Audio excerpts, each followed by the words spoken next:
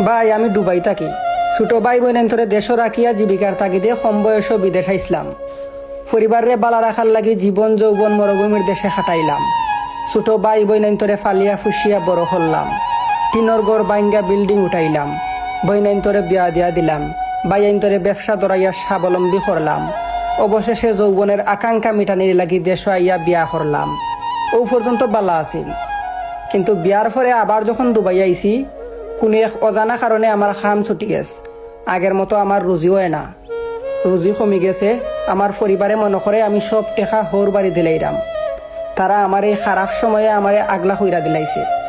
আমি তারারে কতভাবে বোঝানির ট্রাই করছি। আগে আমার খাম আছিল, আমি টেকা দিতাম পারছি। এখন আমার খাম নাই, ও তার লাগে আগর মতো টেকা দিতাম পারি না।